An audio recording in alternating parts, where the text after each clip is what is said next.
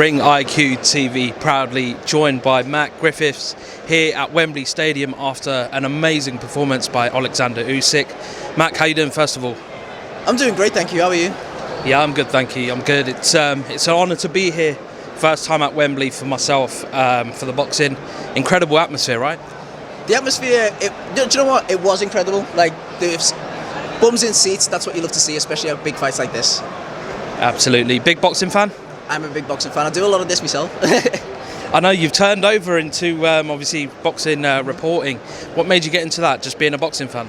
Being a boxing fan, so I've always been a sports fan, so I only really create content on sports that I enjoy, boxing being one of them. So being at these events myself, it's always an honour, as you said. Absolutely. Break down the fight, unreal performance, fifth round stoppage, knockout, whatever you want to call it. I don't think you can actually question Alexander Usyk's greatness when it comes to fighting. Undisputed at cruiserweight, undisputed at heavyweight, twice now. Like, you can't really dispute it. The fight, it was just poetry in motion.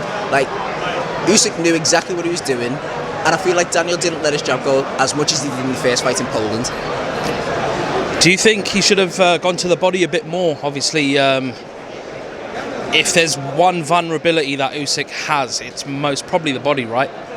It depends, because you see from the first fight, obviously, that people are disputing whether it was low, whether it wasn't. I was one of those people that said it wasn't low until I watched it on one of these screens here today, and I was like, ooh, actually, that one does look low. So you could say Usyk's body is his weak point, but then again, if he knows that, then he's not going to allow a body shot. Absolutely. And do you think Usyk was better this time round than in the first fight? And what about Dubois as well? Do you think he was levels below his first performance as well? I don't think Daniel was levels below his first performance. I do think he could have let his jab go a little bit more. He definitely let it go in the first fight a lot more. But then when you look at Usyk's performance, it was just, I think that Usyk stepped it up again. Like, so switched on. Like, he knew exactly where he wanted to throw and he knew how he wanted to throw, and landed most of the time. I mean, he did get caught by Daniel a few times, but Usyk's boxing IQ is unbelievable. What do you want to see Usyk do? He called out Tyson Fury for the trilogy. Is that a fight you'd want to watch?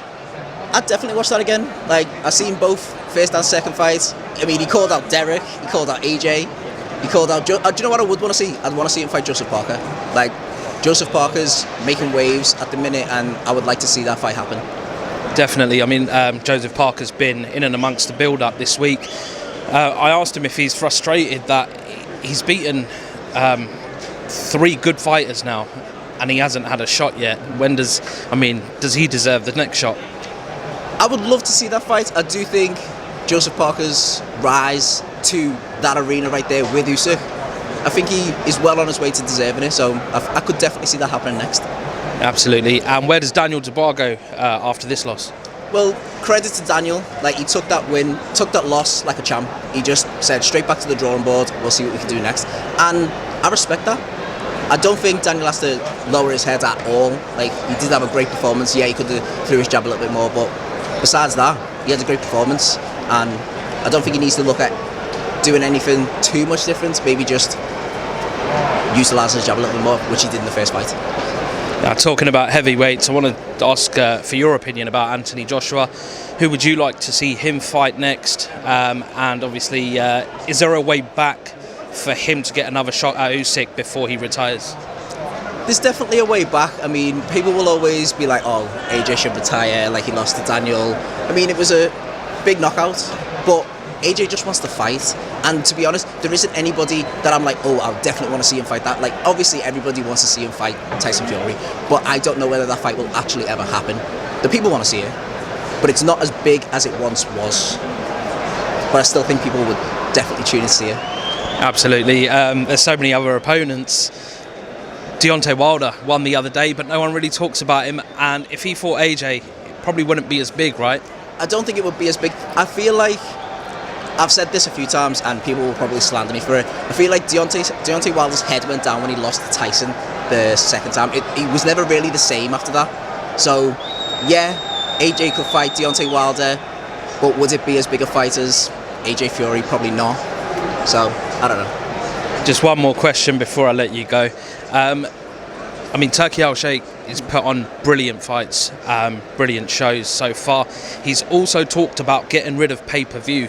What's your thoughts about that? He said pay-per-views are killing boxing. That's true. I mean, I guess I understand where he's coming from. Turki Al-Sheikh has done amazing things in boxing. I've been out to a lot of the Saudi cards, and every time they get better and better. So him saying he wants to scrap pay-per-view, I can understand why he wants to do that, because he wants boxing to be accessible to everybody. So if he does do that, then fair play to him, because more people will tune in and it would make boxing just level up again and again and again, like he is doing with all of the shows in Saudi. He's leveling it up each time. Do you think fighters will still make the same amount of money if pay-per-view's scrapped, or, I mean, will that come out of Turkey's pocket? Well, if pay-per-view's scrapped, I think viewership goes up, which means they'll probably get more from advertisement going in.